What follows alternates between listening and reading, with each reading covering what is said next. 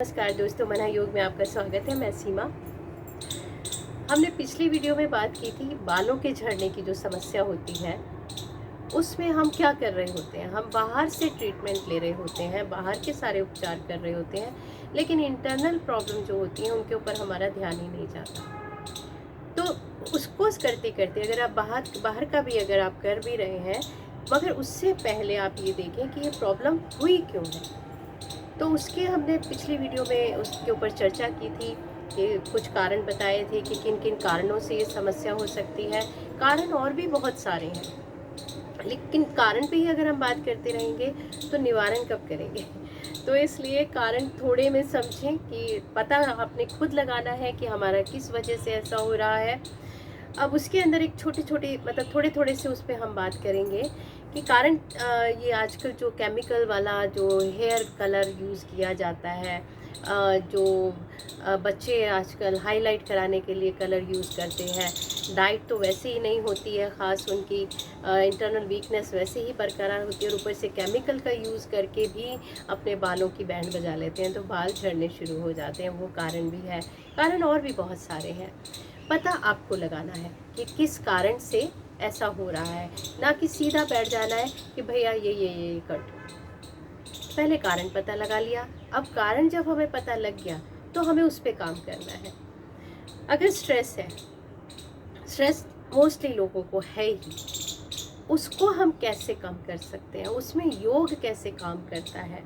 तो योग के कुछ आसन हैं, कुछ प्राणायाम क्रियाएं हैं, कुछ आपका ध्यान क्रियाएं ऐसी हैं जिनसे आप उनको स्ट्रेस लेवल को कम कर सकते हैं। ख़त्म नहीं कर सकते, ख़त्म तो होगा भी नहीं, लेकिन उसको काफ़ी हद तक आप उसमें ला सकते हैं कि आप बैलेंस्ड रहें। आपको तनाव इतना ज़्यादा ना आपके ऊपर हावी हो जाए कि आप 100 बीमारियां अपने में लगा लें।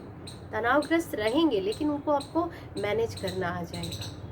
तो एक हो गया स्ट्रेस, उसके ऊपर हम प्राणायाम, ध्यान और इन सब चीज़ों पे काम कर सकते हैं। उसके बाद है आपका पुअर फूड हैबिट जो थी आपकी, उसके अंदर आपको बहुत सारी चीज़ें करनी है। भूख से खाना है, जब आपको भूख लग रही है तब खाएं, बिना बात ही नहीं खा लें।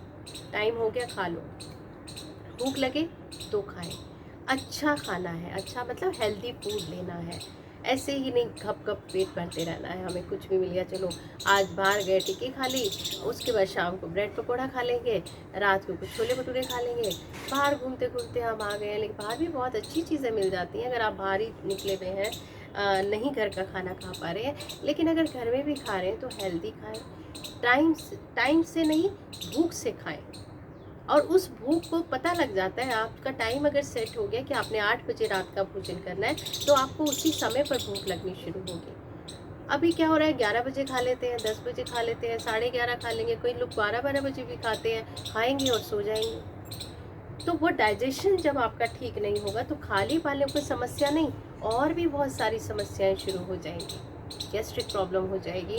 और जब ये पाचन क्रिया, पेट से बहुत सारी बीमारियां, आयुर्वेद मानता है कि रोगों की जड़ जो है वो पेट है। तो अगर हमारा डाइजेशन ठीक नहीं होगा तो ये समस्याएं तो आती ही रहेंगी। चेहरे पर मुहासे निकल आते हैं, और बहुत सारी समस्याएं होनी शुरू हो जाती हैं। तो हमें खाना भूख से खाना है, अच्छा खाना है, और ऐसे नहीं कि बस खाया और सो गए और कोई हम उसके ऊपर वो नहीं कर रहे हैं। वज्रासन अगर खाना खाने के बाद आप करते हैं तो वो डाइजेशन को ठीक करता है।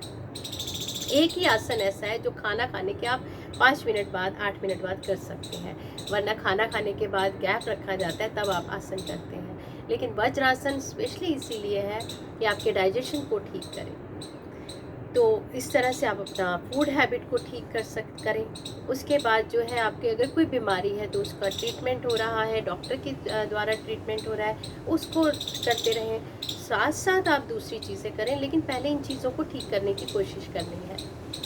उसके बाद था स्मोकिंग। अगर आप स्ट्रेस में आ गए हैं और फिर उसके बाद आपने स्मोकिंग करनी शुरू कर दी है या ज़्यादा बढ़ा दी है, उसके ऊपर थोड़ा सा जागरूक रहें कि मैं इतनी सिगरेट पी रहा हूँ या पी रही हूँ, क्यों पी रही हूँ, क्या इनका मेरे शरीर के ऊपर इसका दुष्प्रभाव पड़ेगा।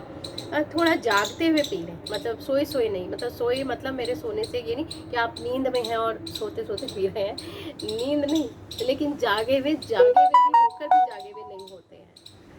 हम बातें करते करते बस आदत है, क्योंकि गई सिगरेट पे हाथ हमारा और पी रहे हैं, लेकिन जागते हुए पिएंगे तो आपको पता होगा कि अभी मैं सिगरेट क्यों पी रहा हूँ या पी रही हूँ। उसको कंट्रोल करेंगे।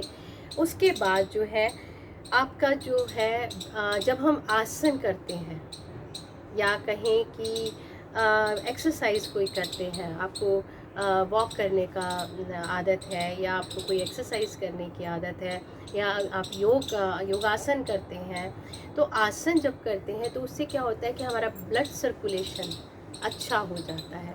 ब्लड सर्कुलेशन अच्छा होगा तो ऑक्सीजन लेवल भी हमारी बॉडी में अच्छा रहेगा।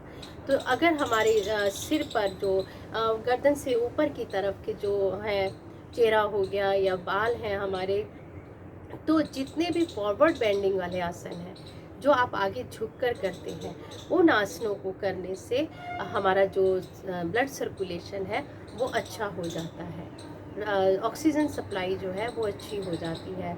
लेकिन फॉरवर्ड बेंडिंग आसन पे भी ध्यान देना है कि हर किसी को, अगर आपको लोअर बैक प्रॉब्लम है तो आपको फॉरवर्ड बेंडिंग नहीं करनी है। करें भी तो बहुत ही सावधानी से करनी है, किसी के निरीक्षण में करनी है। कोई योगा टीचर है या आप अगर एक्सरसाइज भी किसी से कहीं पर कर रहे हैं तो अपने आप ही मत करने लग जाए, उसमें भी बहुत केयरफुल रहना है, वरना आपका बैक पेन बढ़ सकता है। फॉरवर्ड बेंडिंग करते हुए बहुत सावधानी रखनी है। उसके बाद जो है आपका जो है प्राणायाम है। प्राणायाम से जब आप अनुलोम विलोम कर रहे हैं या आप भ्रस्तिका कर रहे हैं, तो उससे जो है आपका जो नाड़ी शोधन, इसको हम नाड़ी शोधन भी प्राणायाम कहा जाता है। तो नाड़ियों की शुद्धि, जो अंदर हमारे नस नाड़ियां हैं, वहाँ पे जब कोई ब्लॉकेज हो जाती है या कह लें कि प्रॉपर सर्कुलेशन नहीं होता है, तो भी बहुत सारी समस्याएं आ रही होती हैं। प्राणायाम जब हम करते हैं तो मानसिक रूप से तो हम शांत होते ही हैं। आपका स्ट्रेस लेवल बहुत कम हो जाता है जब आप प्राणायाम करते हैं, पूरी तरह से अपने आप के साथ जुड़कर करते हैं। तो आपका स्ट्रेस लेवल कम हुआ, आपका ब्लड सर्कुलेशन अच्छा हुआ, आप जब सांस भरपूर ले रहे हैं, वरना जब हम काम कर रहे होते हैं या बिज़ी होते हैं हमारी सांसें छोटी हो जाती हैं। जब आप प्राणायाम कर रहे हैं तो लंबी और गहरी श्वास ले रहे हैं, उसको लेने से आपका जो नाड़ियों का शोधन तो होगा ही होगा, साथ में आपका जो ऑक्सीजन सप्लाई है वो बहुत अच्छी हो जाएगी। उसके बाद आपका जो तनाव है वो कम हो जाएगा। ये सारी चीज़ें काम कर रही होती हैं। फिर जो है आप ये कर रहे हैं। अच्छा, कुछ है रिलैक्सिंग आसन है, जैसे रिलैक्सिंग आसन के अंदर आप शव आसन कर रहे हैं, या फिर आप योग निद्रा, आप किसी के उसमें गाइडेंस में आप योग निद्रा कर रहे हैं, तो ये भी आपके स्ट्रेस लेवल को बहुत कम कर देती हैं। लेकिन अभी क्या कर रहे होते हैं, हम बाहर से सारा ट्रीटमेंट ले रहे होते हैं और ये सारी चीज़ें नदारद होती हैं। बाहर तो हम स्पा कराए भाई, ढक ढुक के आ गए सर को, लेकिन आने के बाद हम कुछ भी खा रहे हैं, समोसा ही खा रहे हैं, गोलगप्पे खा लिए, समोसा खा लिया, चलो भाई लंच नहीं कर पाए क्योंकि स्पा कराने गए हुए थे और लंच का टाइम निकल गया, चलो अब समोसे ही खा लेते हैं। 2 ब्रेड पीस के बीच में समोसा लगाया, चटनी लगाई, खप खप खा गए। वो स्पा जो कराया है इतना महंगा, वो काम नहीं करेगा। फिर हमारे अंदर कोई एक्सरसाइज करने की या कोई योग की हमारे अंदर कोई आदत नहीं है, हमारा लाइफस्टाइल बहुत बेकार है, तो वो जितना मर्जी स्पा कराते रहें वो काम नहीं करेगा। तो हमें बहुत केयरफुल रहना है कि हमें क्या करना है, उसके अंदर कौन कौन से आसन करने हैं, उसमें फिर मैं अगले उसमें कौन से आसन हैं, कैसे वो किए जाते हैं और कितने आपको उनको सावधानी पूर्वक करना है, उसके बारे में भी हम बात करेंगे। साथ साथ कुछ केयर करनी है बालों की। हम बालों की उतनी केयर नहीं करते, हम बस जब पार्लर में जाते हैं तो वहीं पर वो करा करू के जितना आते हैं उतना भरी रहता है, उसके बाद हम उसकी केयर नहीं करते। तो हमें क्या कितनी केयर करनी है, क्या करना है, वो कंटिन्यू रहेगा, आगे बात करेंगे। आज तक के लिए इतना ही, बाय बाय।